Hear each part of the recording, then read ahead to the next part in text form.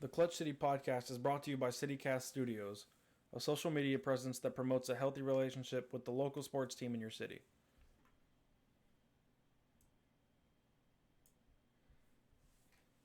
What's going on, man? What's up? How are you? Doing great. How you doing? Good. What's up, Houston? I think we got a few things we need to cover before we get into the Houston sports. First off, I want to start with we're doing our first ever duo business trip. I'm excited about that. Yes, sir. Um, Getting to see James Harden take on the Rockets Monday, 7 o'clock, Toyota Center. Um, I know I'm about to head out to Best Buy and get a little microphone so we can do fan interactions, questions, videos, interviews, whatever. Um, Kind of do that together. Kind of our first time doing it out there. So hope to see a lot of y'all out there. We'll reach out on Twitter saying that we'll be out there. I know Biased Houston's going to be out there and a few other guys. I mean, James Harden return should bring out quite a bit of people. But Has he been officially yeah, activated on the roster yet? Wojnarowski said that he's expected to play at Houston. So Okay, good. So we got that going for us. Had a big day on Twitter today. yeah, how about that? How that even came about? Just finished working out with one of my buddies. We went to eat at Cabo Bob's, not sponsored, but great restaurant. And uh, I was like, dude, there's this new mural out there that everybody's talking about. I need to go get a picture and post it. So we go, and I'm like, man, I'm gonna go look in the team store, see all the the World Series merch. Saw Jose Abreu jersey. I'm like, huh, better let the people know that we already got Abreu jerseys out there. Took a picture of that, uploaded that, and then we took a picture of the mural. Twitter hasn't even seen the mural yet. And then as I'm walking away, they're on a crane adjusting the banners to put the new ones up, and I just took a picture saying, because it was a cool sight to see, just them updating the banners, and Twitter seemed to really like those two. Yeah, yeah. I mean, it about 2,500 likes now in one day. I gained almost over 100, or right about 100 followers in one day. So that's pretty big to us. Thank you all, you guys, and we hope you stick around, like some of our other content, and watch the podcast and everything, and hopefully we get to meet y'all someday. But yeah, we go to Rockets games, Astros games, Texans games. If you ever want to do a meetup, just text us and ask. See if we're gonna be there. Because if there is a meetup, we're probably gonna be there. We like going to those. So yeah, there's that. But yeah, we appreciate all the likes and everything, all the follows, and we're not really so much into it for the follower count though. We're Yeah, actually I agree. we're into this for fan interaction, just talking to other people who enjoy the same stuff as we do. You know, so I don't want y'all to look at it like we're That trying to gain followers. I mean, gaining followers is great, but the fan interaction, the Houston fan interaction is what we really care about. And like we were going back and forth on Twitter the other day with a guy from Turkey who's a big Şengün fan, and yeah, lives over there in Turkey, watches every Rockets game. Never would have known that. Never would have known anyone outside of Houston is watching the Rockets. So it's cool to see stuff like that, and good to talk to other people that you'll never really get to talk to outside of this. So yeah, you got anything on that? no, like you said, for some reason Twitter's not letting us follow as many people back as we'd like to, and so I know we made a comment under the post with 1,000 likes that, hey, follow us. We promise to follow back. It's not about the follower count; it's about the interactions. And I put in there, and it was liked and retweeted by Will, Biased Houston. Is that I want it to be like what they have created over there. I want it to be like each post that we have a question, there's 10 replies ready and go. Like it's so much more fun interacting on Twitter than just throwing it out there and getting a like. I think the only thing we really put out there for likes is the memes. Like everything else we always want interaction with, and so the more followers we get and the more people we follow back is the more interactions we get. That's why I really enjoy being a part of the Rockets and Astros community on the Twitter Spaces is because of the interaction. So Yeah, like you said, as we were just talking about not wanting just the followers, follow us on CityCast Studios so you can see us every time we make our quote unquote business trips. We usually post it there about a day before we go to a game. So that's a good place if you want to do a meetup, wanted to be part of our new TikTok channel, whatever it is. I guess the only thing we can add is, TikTok, CityCast Studios, posting every single day. We're doing all right. Like some videos hit, some don't. They're all right. Nothing special yet. I'm excited for the actual like street interviews at games and stuff to be uploaded. Like that's what I've been really looking forward to after starting that TikTok channel. Yeah, I'm excited for like the, like outside Minute Maid or outside the Toyota Center. Just everyone standing in line waiting to go in. People are talking to each other. That's one of the prime spots to meet new people. You know what I'm saying? Because you're a fan of the same team. That's instantly something to talk about. If you haven't been to a Rockets game, I'd go. I've never met a rude Rockets fan. At least rude to other Rockets fans. You know what I'm saying? Yeah. The Rockets fans are rude to the players, but that's completely different. That's besides the point. But yeah. Well, real quick, I just want to say that we have a special guest coming on soon. I'm not going to say who it is quite yet, but we expect great things from him in the future, and the city of Houston. So it's about all we're going to say for now. But I'm just so ecstatic about that. So excited. Oh, you're talking about our guy. I thought you were like, yeah, dude. I'm really excited about that. That was cool. It was our first. We can say it was our first ever pro we reached out to, and got a great response from him. Got tons of questions that we can ask him. I think everyone is because the XFL doesn't really get as much traction as that's all I'm going to say, but it doesn't get as much traction as it should. And I'm very curious about some of the stuff that goes on. And I know you are, but more so, you had an amazing college career, and so I'm excited to put this out there. We'll find a time. We don't know when it's going to be uploaded, but we're excited for it. Did you get to read any of his like accolades in college? I did. That's insane. Yeah. I mean, especially being a collegiate athlete, I have tons of respect for the people voted as captains because it really is just it's a full-time job on part of being a student and an athlete is making sure that you show up to practice every day, being mentally checked in, but getting the best not only out of yourself but out of others. And so I have at most full respect for him, especially going to D1 and getting it done. So yeah, it's pretty cool.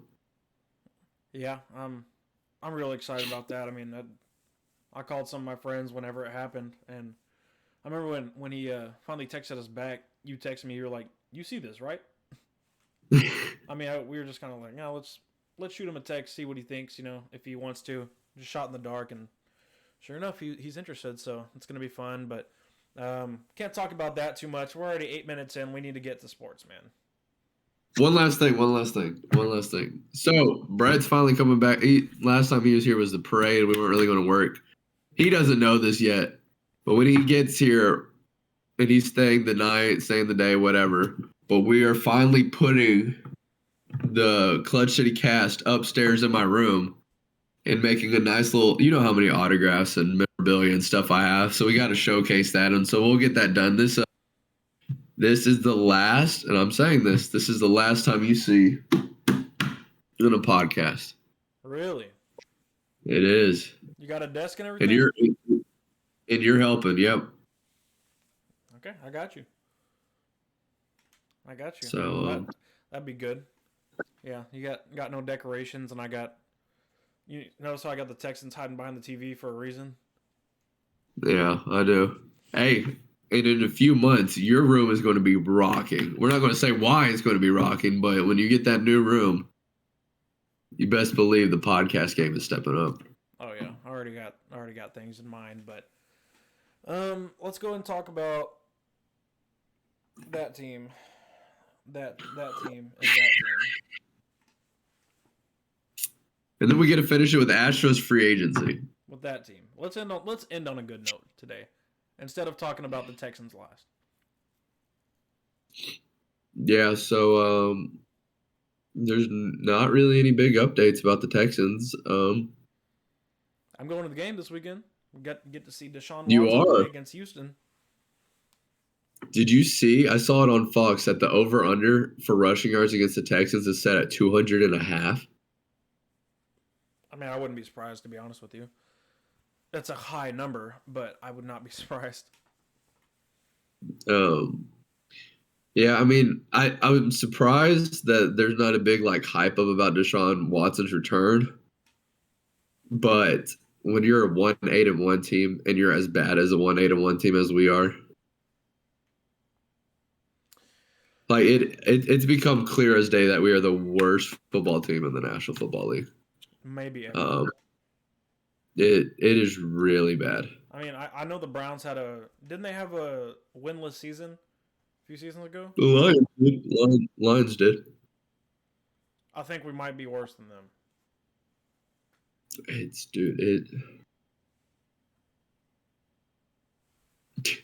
There's nothing we can even say. Like, and I'll start off by saying this: benching Davis Mills was a awful mistake in my opinion.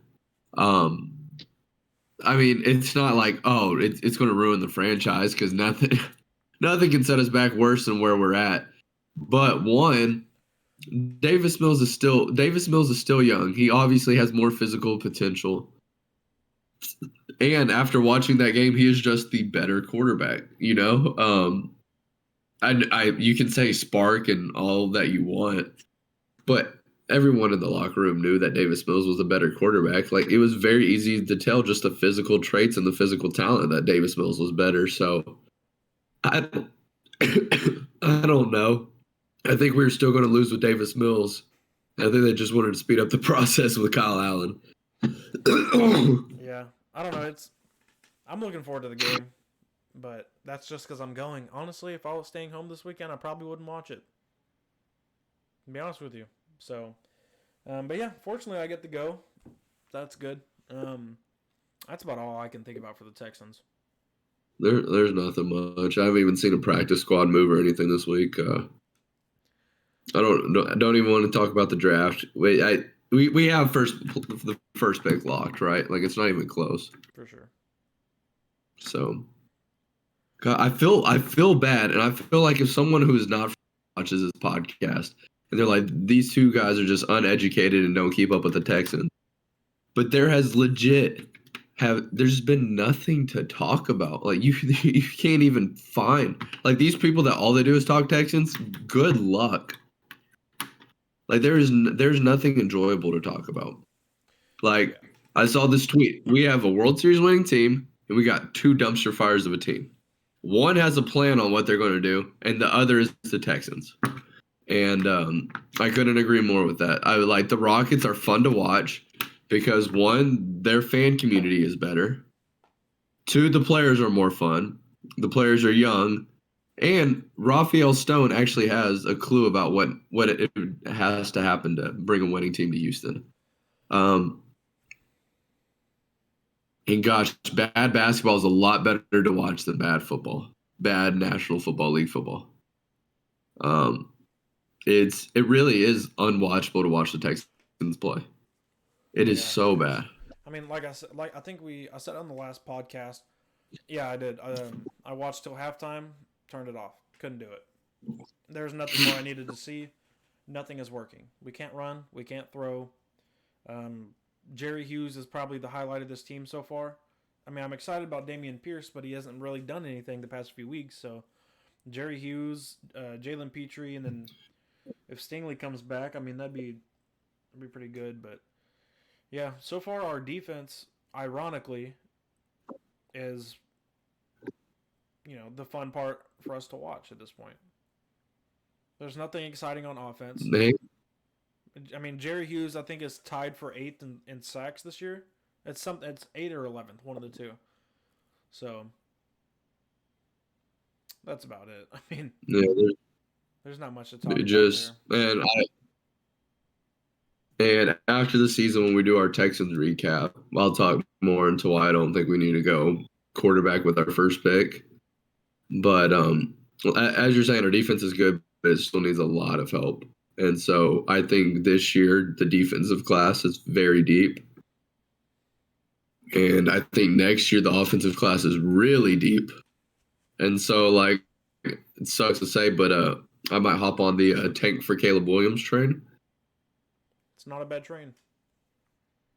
No, it's not. I wish Caleb Williams was a junior this year. He would be the number one pick. He's a better quarterback than Bryce Young. So we're getting So Will Anderson this year, and then Caleb Williams next year. that's what, if I was Nick Cassero, that's what I would do. I would try everything I can to get Will Anderson and Jalen Carter. That fills a big gap on the defensive line. That just puts a big body out there that can rush the passer. But you need one. You just need one on your defensive line, right? And then you have the run stopping linebacker person who can also go play outside linebacker. Just be and honestly, I think better Jadeveon Clowney. So I guess that's the bright spot we can talk about, is that we get big name college players. Let's see if our coaching staff can develop them. But speaking of development, how about KPJ? That's one good thing to talk about. I tried to go good, and then because everyone who's watching and everyone who's not watching and whatever, there's nothing to talk about the last Rockets game. That was absolutely pathetic of Steven Silas. And if it wasn't from Silas, that's pathetic from Raphael Stone. You go to these NBA games, they're paid this much money. That you have 10, 15,000 fans in the audience. You have kids, you have TV deals, you have all that. To quit at halftime when you're down by 2 points. I will never understand like that. that. Like this isn't even on the players. Like, this loss was not on the players. Not at all. The coaching staff and the front office quit on the Houston Rockets. When you have Daishen Nix getting 20 minutes, Tari Eason getting 19, after halftime, did they even play a starter after 5 minutes into the third quarter? I don't know the exact answer, but I want to say no. That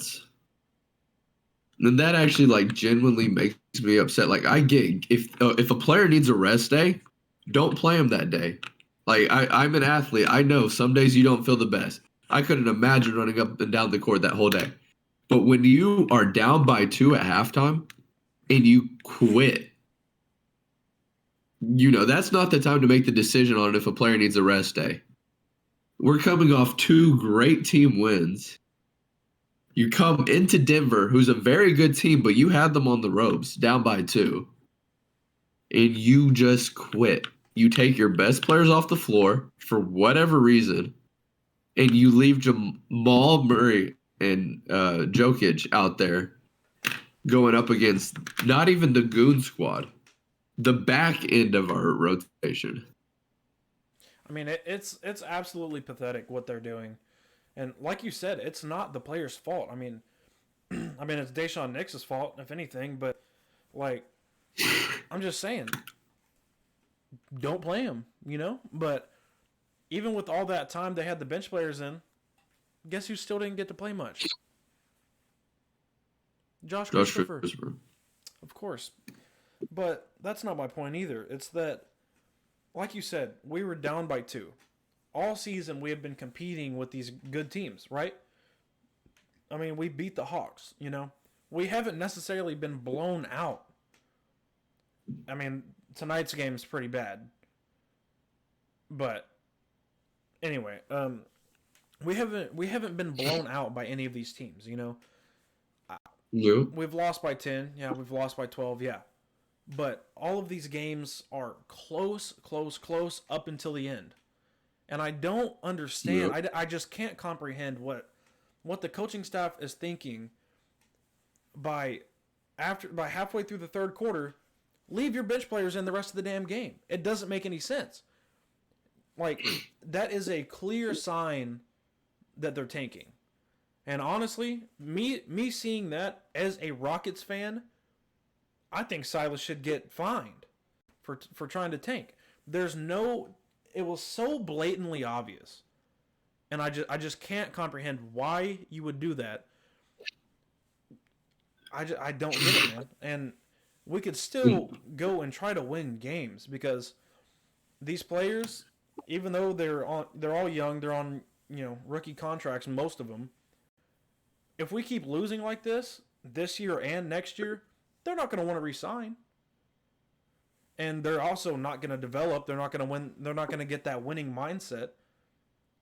And And that's and that's I think they're just hurting the players more than anything.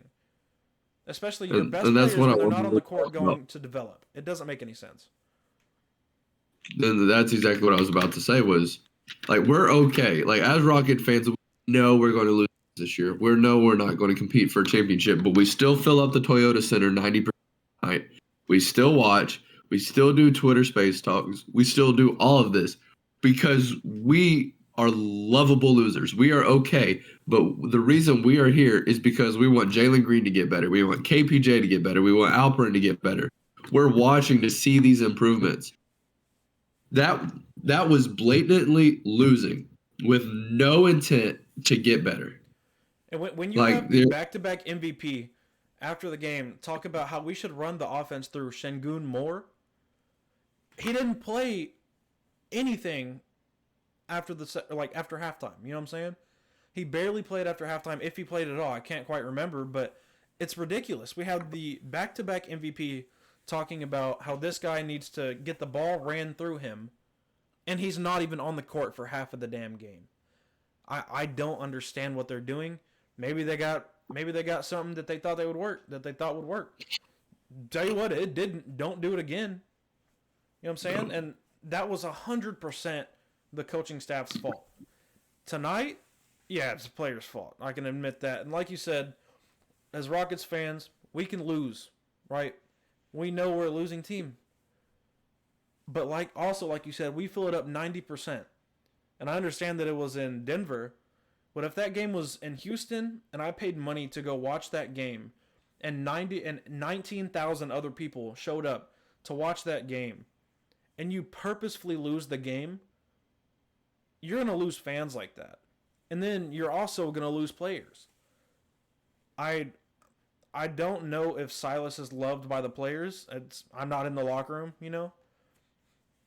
I know KPJ likes him, but that's about all I know about players liking Silas. And he's a likable guy. He's a hateable coach so far. there's and growing up, and we're not going to name names. We're from a small college or small high school. There are some guys that can be a head coach, and there are some guys that just need to stay assistant coaches. Steven Silas might go down as one of the greatest coaches of all time. But especially you playing football, that you had that no one could take serious and that everyone in the weight room thought there was a friend and drew that line a little too far, was poking the bear that you would not do to the AD or head coach. And I feel like Silas is not. No, this is going to be a drastic comparison, but he's not Greg Popovich.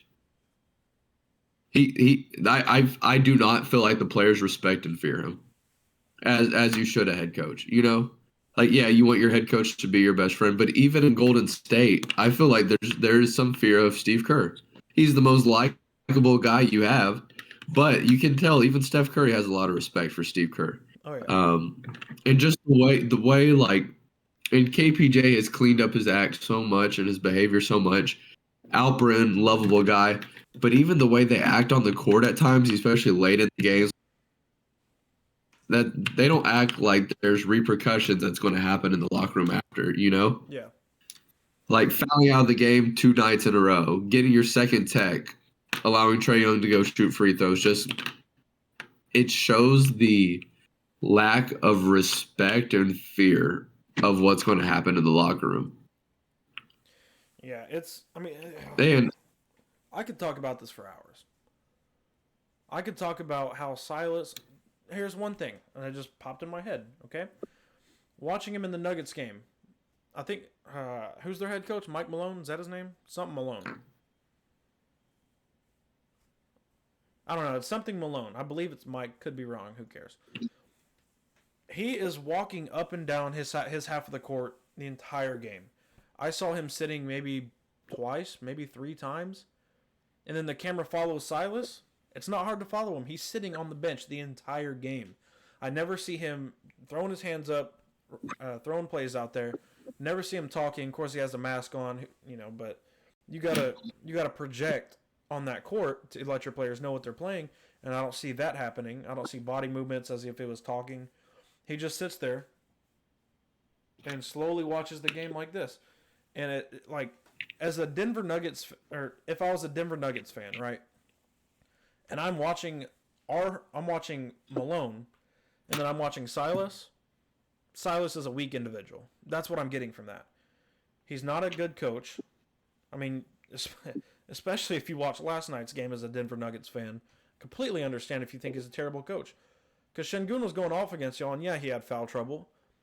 But even if he fouls out, guess what? He's going to put up more points than anyone else on that team that night. Because him and Jokic go at each other's necks, and Şengün loves that battle. He loves Jokic, but he wants to kill him, basically, That's his role model. Everyone wants to surpass their role model. So Şengün would do anything to do that. And you don't even let him play at, we should probably move on to a different topic at this point.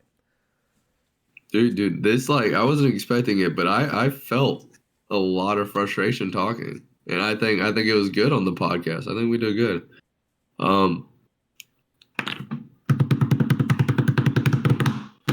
The Astros are playing fantasy mode, franchise mode, Diamond Dynasty right now. No salary cap.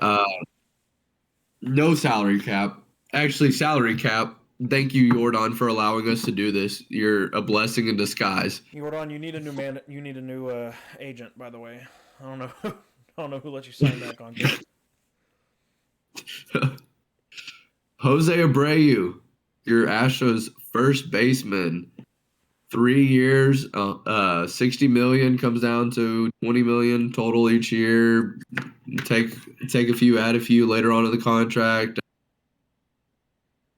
One, before we even go into the player, let's give a clap to Jim Crane, the owner of the Astros, stepping up in the GM role. Him and Jeff Bagwell. No GM, him and Baggy pulling probably one of the best first basemen in the league. Oh, yeah. Especially, there is not a better player to pick up for Minute Maid Park. He is going to wear out those Crawford boxes. Oh, yeah. You are getting a first baseman that not only can hit for extreme power, but is a 300-plus batting average. Your 2020 AL MVP, a plus defender. I mean, what? Dude, it is unfair. And I love going on Twitter and seeing every other fan base just cry and cry and cry. Oh, yeah. About what the Astros were able to do. That is,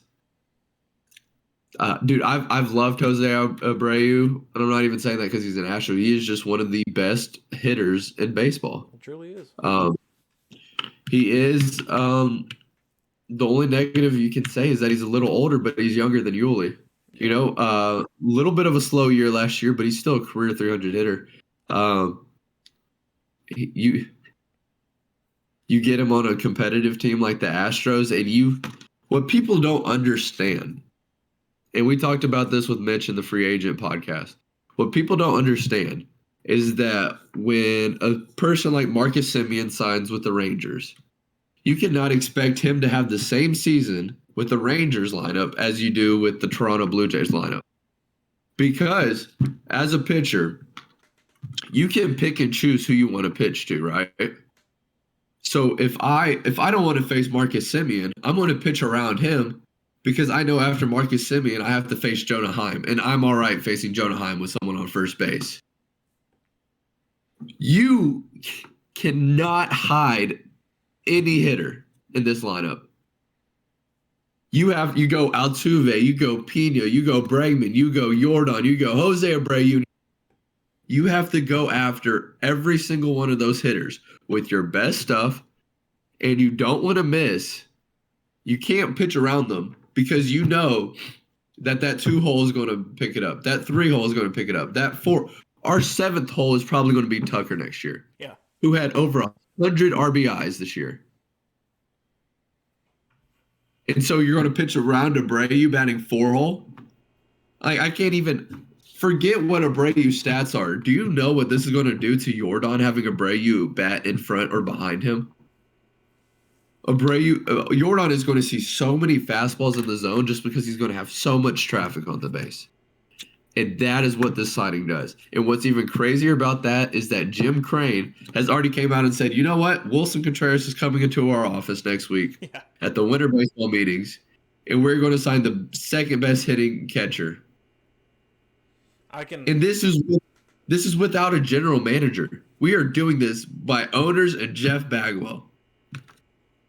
Like, it's, you know what? I saw this great thing. It said, I don't care what we do these next 10 years. I will tell my kids about the glorious days. Let's just keep stacking up on this. I don't care what my kid has to go through. Oh, yeah. And it's truly insane what they're doing right now. I mean, you go from winning the World Series, what was that, a month ago? Less than that. Less than a month ago, you win the World Series. You go out, sign one of the best hitting first basemen in the league. And then now you're targeting the second best hitting catcher in the league. And that's also someone who can play the outfield, which is a position we need. You can throw him in left.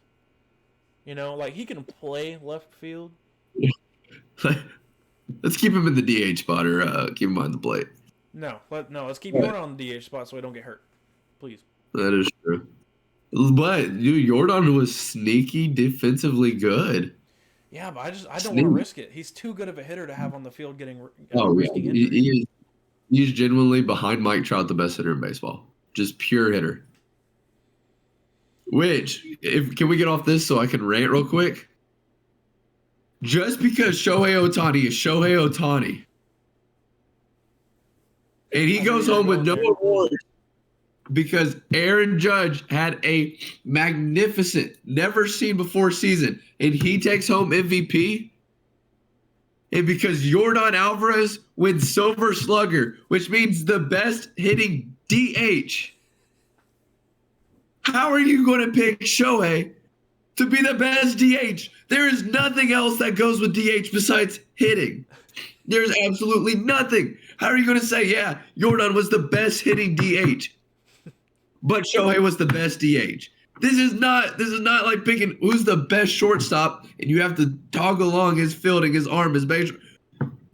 Your job as a DH is to hit. Shohei won best DH because the dude can pitch. Yeah, it just truly didn't make sense. I saw that while I was at work. Got a notification. I was eating lunch. I was like, how? I didn't think much about it until you just said it. So, yeah, that's crazy, man. They felt bad that Shohei had a great year but didn't take home any awards. And so they're like, that's even what the MLB article said was Shohei gets to take home some hardware. Whip-de-doo. Jordan was the best DH, without a doubt. It's not even close. You cannot even compare the numbers and go, yeah, Shohei had this. The only reason Shohei won that is because his name is Ohtani and he can pitch. Truly. That's truly the reason. I'm sorry. All right. Well, is there anything else you want to talk about? Let's go check one last time at how many likes we're at. Give me a guess what you think it is. Meow. Oh, I didn't look. Did it hit 14? 1420. 1402. Oh. Ooh. I mean, I was right. You are right. I will say that. Good enough. 1403 now. But who's counting? Me. But yeah, man. I think we touched on everything. There really hasn't been much. I don't know. But that was definitely one of our best podcasts.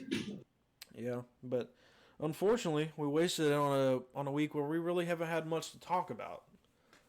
That is true, dude. I'm so excited for you coming. We'll have to do all our stuff Monday. We'll have to figure out a little restaurant to go, interview fans there. We got to get as much content as we can.